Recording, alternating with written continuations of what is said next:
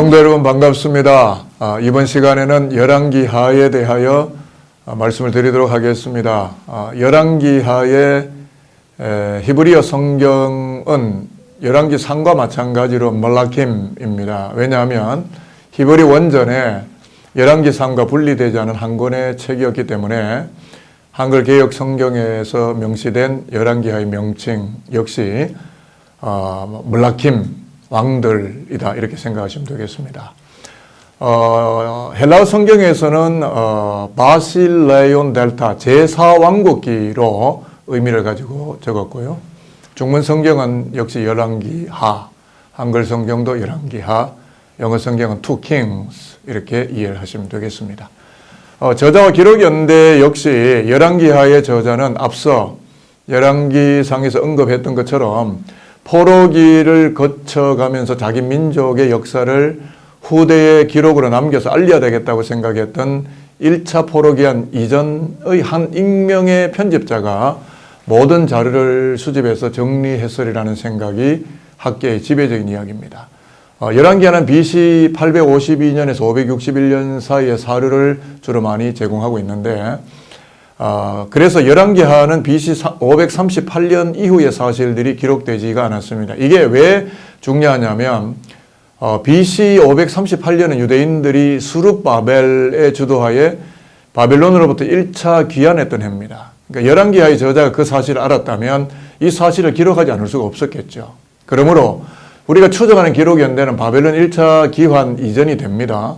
물론 히브리 원전에는 열왕기하가 따로 분리되어 있지 않았으므로 본서의 저작 연대는 열왕기상과 마찬가지로 BC 586년에서 537년 사이라고 추정하는 것은 충분히 개연성이 있다고 하겠습니다.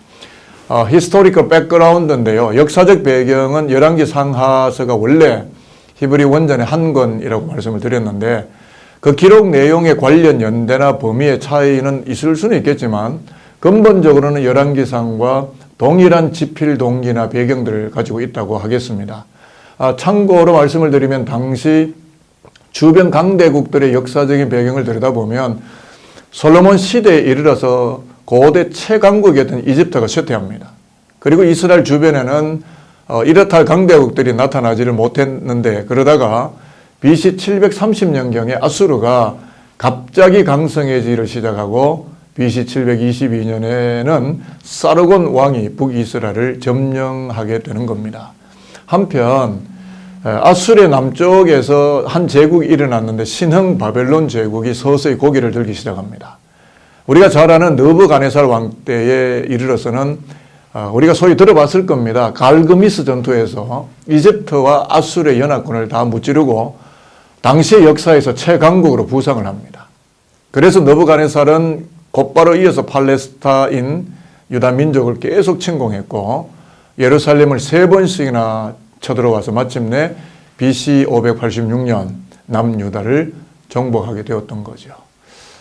그렇다면 열왕기하에 흐르고 있는 핵심적인 주제는 그럼 뭐냐라고 했을 때 열왕기상의 중심 내용이 성전 건축이나 왕국의 분열 이런 거였다면 열왕기하의 중심의 내용은 성전의 파괴, 왕국의 멸망사에 관한 이야기가 나옵니다.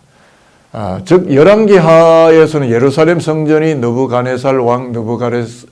바벨론 왕 느부갓네살에서 파괴가 되고 이스라엘과 유다가 아수르, 바벨론에 각각 멸망당하고 포로로 잡혀가는 비운의 역사가 기록되고 있어요. 그래서 열왕기하가 다루는 주제가 뭐냐면 율법에 대한 준수 그리고 그에 따른 축복 또 율법에 대한 거역, 그에 따른 저주가 동시 패션으로 기술되고 있는 교훈적인 책이다 이렇게 생각하시면 되겠습니다. 그러면 열왕기하가 가지고 있는 특장 혹은 특별한 징후 이런 내용들을 좀 말씀을 드리겠는데요.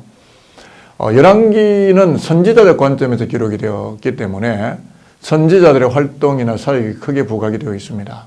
예를 들면 엘리야 혹은 엘리사의 사역이 그 대표적인 경우가 되겠는데 그들은 부단히 선민 이스라엘의 모든 우상이나 죄악을 버리고 하나님께로 돌아오라고 선지자적인 외침을 던졌습니다.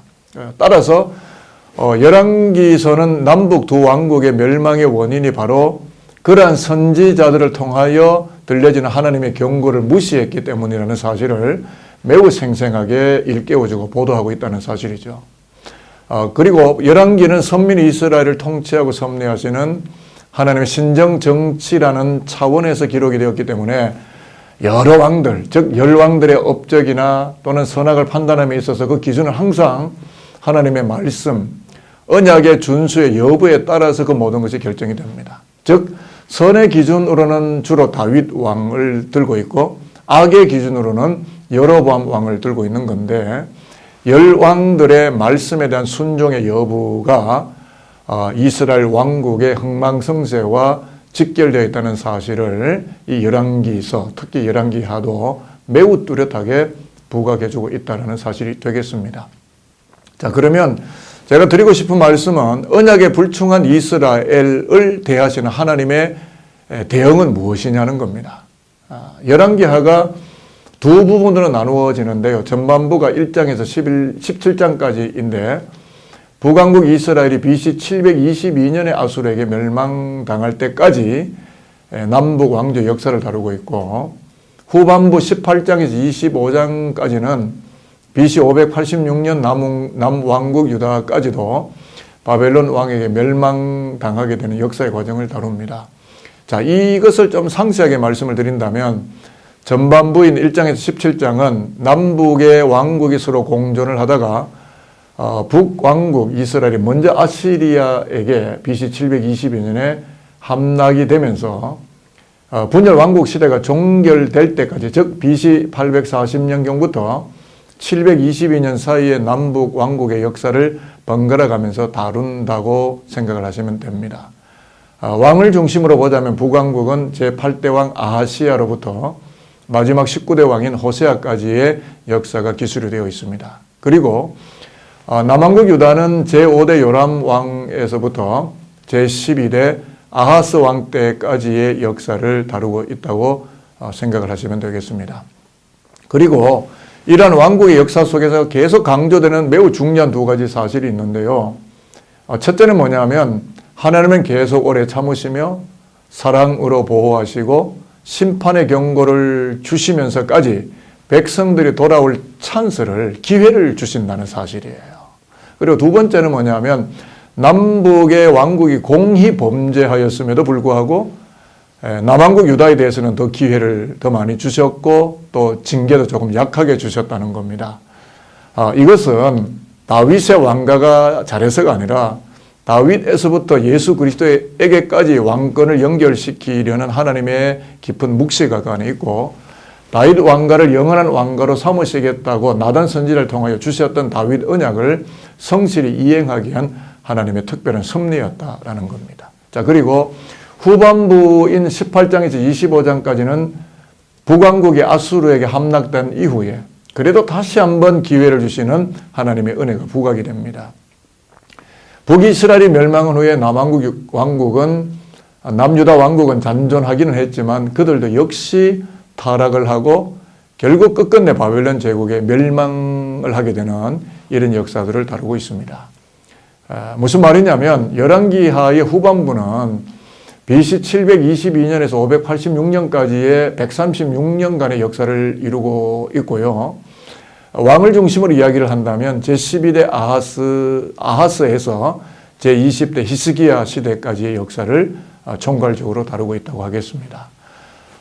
열왕기의 특별한 점이 있다면 하나님께서 불순종과 타락을 통렬하게 드러내시고 유다 왕국을 심판하시면서도 그들을 멸절시키지는 않으셨다는 점이고, 그것은 무슨 말이냐면 선민의 역사를 계승시키려고 하시는 하나님의 뜻이 그 안에 강조되고 있는 책이 열왕기하의 기록이 되겠다, 이렇게 여러분이 기억하시면 좋겠습니다. 그리고 더 나아가서 열왕기하가 가지고 있는 구속사적인 의미가 있는데, 다윗 왕조에 속한 사람들, 그들도 북왕조의 사람들처럼 타락하고 부패했지만 그 왕조가 유지될 수 있었다면 그것은 인간들 또는 그 왕조가 잘해서가 아니고 단 한 가지 이유가 있다면 예수 그리스도에게까지 이어지는 다윗의 언약, 데이비드 커비넌트죠. 그리고 그를 통한 구속사의 성취를 면면히 이루어 가시려는 하나님의 깊은 섭리와 배려가 그 안에 담겨 있기 때문이라고 하겠습니다. 자, 열왕기하는 이스라엘 백성의 대표자들인 열왕들의 역사를 선지자인 관점에서 기록한 역사서라고 제가 앞에서 말씀을 드렸는데요. 그래서 열왕기하의 주된 관심은 하나님과 언약 관계하에 있는 이스라엘 열왕들의 순종 그리고 불순종의 여부에 달려 있었습니다. 그렇기 때문에 이스라엘 왕 아하시아의 행적으로부터 북이스라엘 사마리아의 함락을 거쳐서 남유다 예루살렘의 함락 또 바벨론의 포로기까지 이스라엘의 남북 열왕들의 역사를 추적하며 기록을 하였다고 보겠습니다. 그리고 언약을 저버리고 멸망과 심판을 향해서 질주하는 이스라엘과 유다의 배교 또 그 쇠퇴 과정을 적나라하게 기술하고 있다고 하겠습니다. 그럼에도 불구하고 하나님은 이러한 타락이나 배교의 역사 속에서도 당신의 종 엘리사를 보내시고 그 종들을 통해서 예언의 메시지를 유포하시는 은혜를 베푸셨다는 것이고 또 여러 명의 선지자를 보내서 택한 백성들을 깨우쳐서 그들이 지금 밟아 나가고 있는 타락한 역사를 교정하고 바로잡기 위한 하나님의 큰 은혜와 자비가 그 역사 속에 나타나고 있었다고 하겠습니다. 따라서 열왕기하 저자는 이러한 사실들을 끊임없이 강조해 나가면서 그들이 비록 죄로 말미암아 심판을 당하고 또 주변 민족들에게 끌려나가는 부끄러움의 수치의 역사가 있었지만 그러나 만일 죄를 회개하고 여호와께로 돌아온다면 구원과 회복을 하나님이 주시겠다라는 메시지를 언약 백성들에게 전달하고 있다라고 하겠습니다. 열왕기하의 내용을 조금 분해를 해보겠습니다.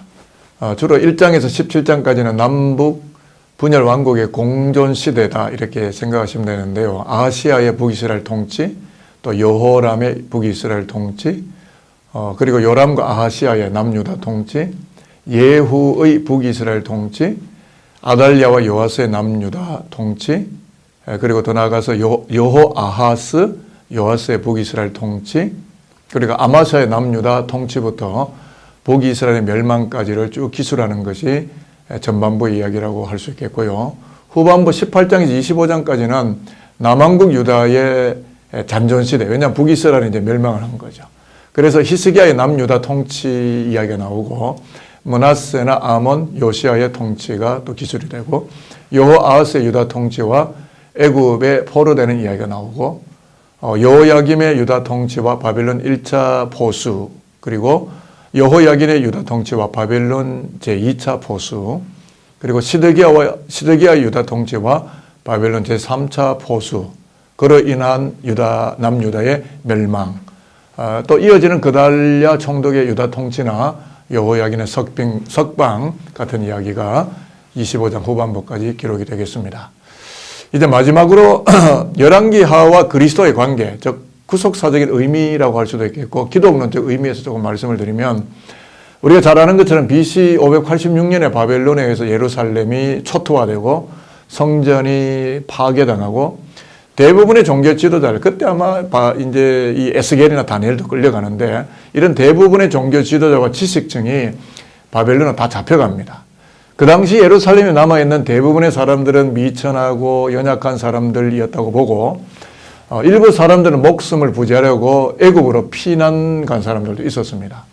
이와 같이 견고했던 이스라엘의 지상 왕국은 멸망을 당하지만 하나님께서는 다윗의 언약, 그게 사무엘 7장에 나오잖아요. 다윗의 언약에서 약속하셨던 것처럼 이스라엘의 남은 자들, 영어로는 렘넌트라고 하는데 이 거루투기들을 통해서 다윗에게 말씀하셨던 영원한 위, 즉 메시아 왕국을 소망하고 계셨고 그것을 이루려고 준비를 하셨다는 거죠.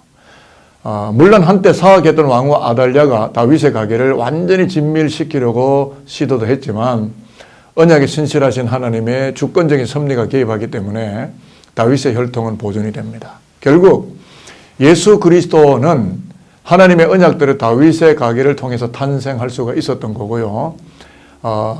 엘리야라든지 혹은 또 엘리사를 통해서 이스라엘 백성들에게 끊임없이 하나님께로 돌아오라고 외쳤던 그 예언적 사역이나 선지자적 사역은 장차 이 땅에 성육신 하실 예수 그리스도의 예언 사역과 맞닿아 있었고 그것을 이미 우리는 열왕기하를 읽으면서 연상할 수 있다는 차원에서 매우 신학적인 저술이라고 하겠습니다. 이제 마지막 말씀드립니다. 열왕기하를 읽고 통독하시면서 메시아 우리의 왕 그리스도를 기다리시고 또 만나시고 경험하시고 그분의 구원의 은혜가 더 깊이 우리 가운데 임재하는 하늘의 영광이 이 열왕기하를 통하여 저와 여러분 그리고 산돌교회 위에 가득하시게 되기를 주님의 이름으로 축복하겠습니다.